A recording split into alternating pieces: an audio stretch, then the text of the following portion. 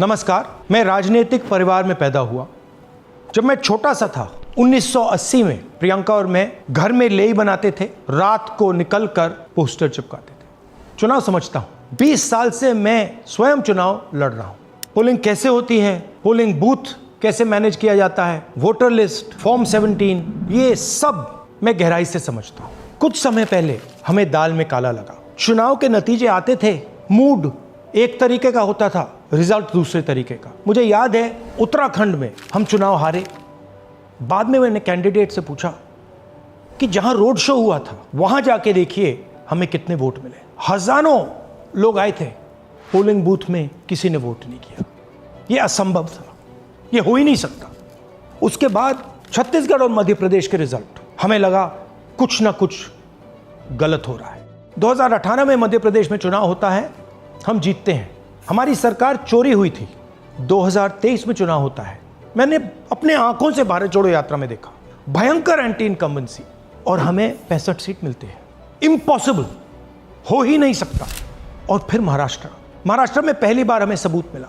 विधानसभा और लोकसभा के बीच में जादू से नए वोटर आते हैं, और जहां भी इन नए वोटर्स ने वोट किया वहां वोट बीजेपी को गया। महाराष्ट्र चुनाव के बाद जब हमें डाउट हुआ, हमारे गठबंधन के सारे नेताओं ने प्रेस कॉन्फ्रेंस किए और हमने इलेक्शन कमीशन से कहा कि आप हमें वोटर लिस्ट दीजिए, वीडियो रिकॉर्डिंग दीजिए। इलेक्शन कमीशन ने मना किया।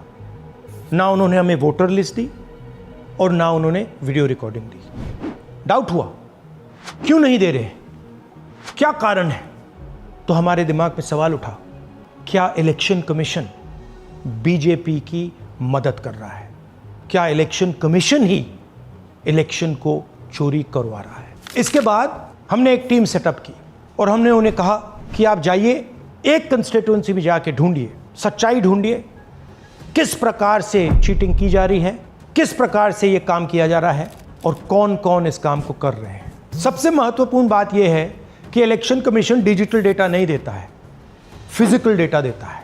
मतलब लाखों कागज में वोटर लिस्ट दे देगा, मगर डिजिटल वोटर लिस्ट किसी को कभी नहीं देता है। क्यों नहीं देता? कारण क्या है? कारण है कि अगर डिजिटल डेटा मिल जाए तो इलेक्शन कमीशन की सच्चाई पूरे देश को पता लग जाए। हमने टीम को बताया, मैंडेट दी कि आप जाके चेक कीजिए, आप 5-7 सीटों पे पता लगाइए कि चीटिंग हुई, और अगर हुई तो कैसे हुई। टीम ने हमें एक दिन बताया कि 5-7 सीटों पे काम किया ही नहीं जा सकता। क्यों? मैंने उनसे पूछा क्यों नहीं किया जा सकता। उन्होंने मुझे ये कागज दिखाए। ये जो कागज हैं, ये एक लोकसभा के कागज नहीं है, ये एक विधानसभा के कागज हैं, और इन कागजों को हमने मैन्युअली सॉर्ट करना पड़ा। और पूरा का पूरा काम जो हुआ है, इसमें 6 महीने लगे हैं, और एक असेंबली सीट में हम ये काम कर पाए हैं। क्यों? क्योंकि डिजिटल डेटा नहीं दिया जाता। अगर इलेक्शन कमीशन ने हमें डिजिटल डेटा दिया होता तो हम ये कार्रवाई पूरे देश में, हर लोकसभा में, हर विधानसभा में 15 मिनट में करके दिखा देते। हमारे पास अनलिमिटेड रिसोर्सेज नहीं है, इसलिए हमने ये रिसर्च सिर्फ एक लोकसभा में, एक विधानसभा सीट में की। मगर मुझ में अब पूरा भरोसा है कि ऐसी 100 से ज्यादा सीटें हैं हिंदुस्तान में। जो यहां हुआ है उन सीटों में भी हुआ है।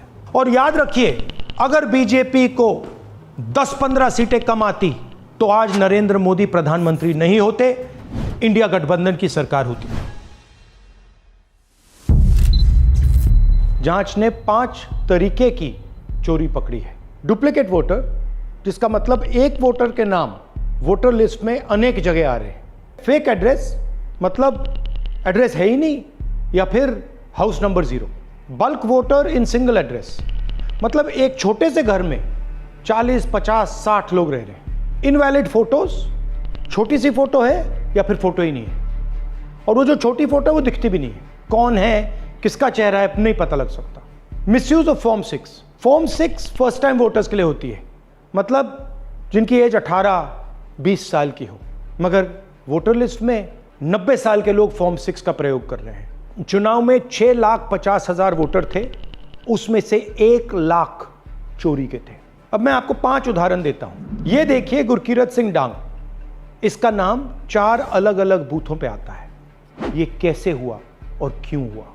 एक और उदाहरण, विशाल सिंह, वाराणसी में वोटर लिस्ट में नाम है और बेंगलोर में 2 बार वोटर लिस्ट में नाम आता है। क्या ये वाराणसी में वोट कर रहे हैं या बेंगलोर में वोट कर रहे हैं या दोनों जगह वोट कर रहे हैं? एक और उदाहरण देखिए, हाउस नंबर 0। तो आपने कभी सुना है हाउस नंबर 0? हमने तो नहीं सुना था, मगर बेंगलोर में हजारों हाउस नंबर 0 हैं वोटर लिस्ट पे।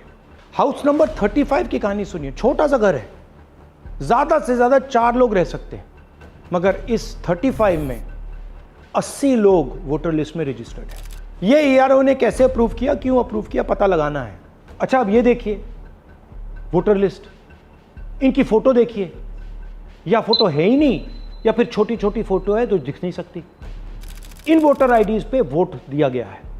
अब मैं आपको बताता हूं शकुन रानी की कहानी। फर्स्ट टाइम वोटर बनी है, 70 साल की आयु है। एक बार फॉर्म 6 का प्रयोग किया और उसके कुछ ही महीने बाद दूसरी बार फॉर्म 6 का प्रयोग होता है। 2 बार इनका नाम वोटर लिस्ट में आता है और फर्स्ट टाइम वोटर की लिस्ट में आता है। ये फर्स्ट टाइम वोटर हो ही नहीं सकती। तो क्या शकुन रानी जी ने वोट किया या किसी और ने शकुन रानी जी के लिए वोट किया?